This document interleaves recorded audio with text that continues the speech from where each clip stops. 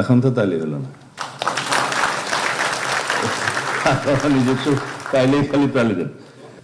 আপনারা aviation police প্রতিষ্ঠার কথা বলছেন, এই মুহূর্তে বোধহয় পুলিশের জন্য এভিয়েশন পুলিশ প্রতিষ্ঠা করা সুবিবেচিত হবে না।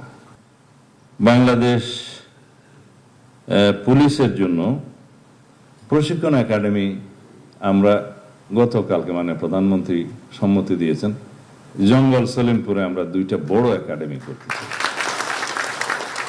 একটা এলিট ফোর্সের জন্য, কারণ র্যাবের নামটা রাখা যাবে কি যাবে না সে ডিসিশন পরে। র্যাবের জন্য আলাদা লেজিসলেশন করার জন্য আমরা ইতিমধ্যে অনেক দূরে এগিয়ে গিয়েছি, রিপোর্টটা আমার বরাবর আসবে। কারণ একটা র্যাব ফোর্স রেইজ করা হয়েছে মানে প্রধানমন্ত্রী, এটা কিভাবে ফাংশন হয়েছে আমি মন্ত্রণালয়ে যাওয়ার পর দেখলাম, এর জন্য আলাদা কোনো আইন নাই। আর্ম পুলিশ ব্যাটালিয়নের একটা নির্দিষ্ট ধারার অধীনে র্যাব কাজ করে। সেই প্রতিষ্ঠানটা একটা এলিট ফোর্স হিসেবে যদি আমরা রাখতে চাই, যে নামে হোক, with all equipments and logistic, man power আর যা কিছু আছে, ইন্টেলিজেন্স সাপোর্ট, সব কিছু যদি আমরা সেখানে শিফট করতে চাই, সেই এলিট ফোর্সের জন্য একটা আলাদা লেজিসলেশন দরকার।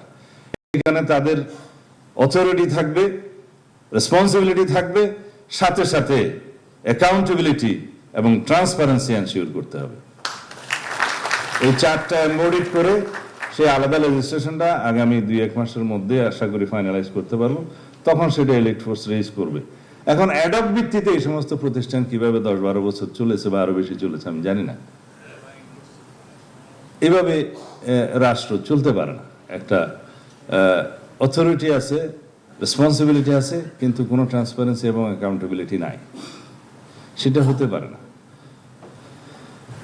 এই পুলিশ একাডেমি 2টো ইনশাআল্লাহ আমরা ভিজিট করে, জায়গা যেহেতু সরকারি জায়গা সেটা আমরা দেখবো, এবং ওই এলাকায় আরো একটি আমি প্রস্তাব করছি মানে প্রধানমন্ত্রী একসাথে তারা যে স্পোর্টস কমপ্লেক্সের প্রস্তাবটা করেছে পুলিশ বাহিনীর জন্য, আলাদা স্পোর্টস কমপ্লেক্স, আমি নগরের ভিতরে এই প্রতিষ্ঠান দেওয়ার জন্য এত জমি নাই।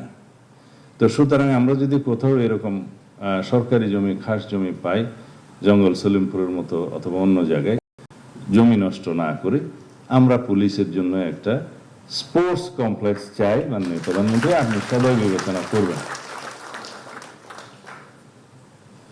তারা চেয়েছেন মেডিকেল সার্ভিসের জন্য আলাদা একটা সার্ভিস, বাংলাদেশ পুলিশের মেডিকেল সার্ভিস প্রতিষ্ঠা।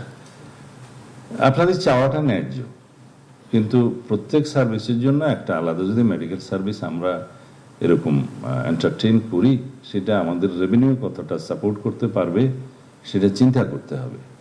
আমরা এক্সিস্টিং যে হসপিটালটা আছে, রাজারবাগ সেন্ট্রাল হসপিটাল বা ডিভিশনাল পর্যায়ে হসপিটাল, এগুলোকে আমরা আরো উন্নত করব ইনশাআল্লাহ। এখানে ওয়েল ইকুইপমেন্ট হবে এবং যথাযোগ্য ডাক্তার, তারা পিজি হাসপাতালের হোক, ঢাকা মেডিকেলের হোক, প্রয়োজন অনুসারে যদি আমরা ডেপুটেশন আনতে পারি ওখানে সেই সার্ভিসটা হবে।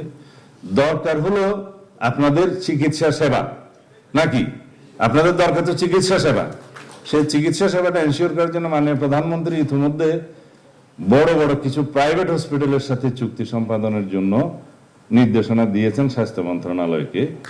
আমরা সেই সেবাটা ওখান থেকেও নিতে পারবো, বা ব্যক্তি প্রাইভেট যারা আছে দরিদ্র রোগী তাদের সমান যদি পুলিশ বাহিনীকেও আপনি অ্যালাউ করেন, তাহলে সেই সার্ভিসটা আমরা পাবো। পাশাপাশি আমরা আমাদের এক্সিস্টিং যে হসপিটালগুলো আছে এগুলোকে আমরা আরো উন্নত করে গড়ে তুলবো ইনশাআল্লাহ।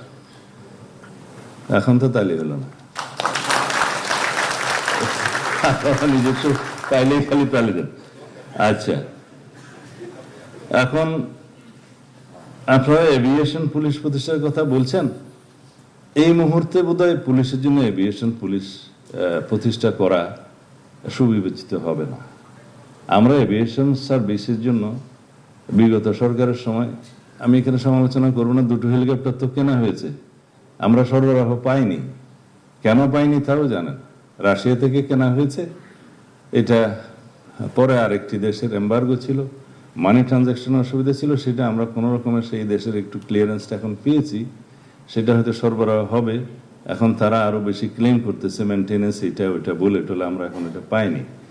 এই MI-17 কি পুলিশ এখন মেনটেন করতে পারবে?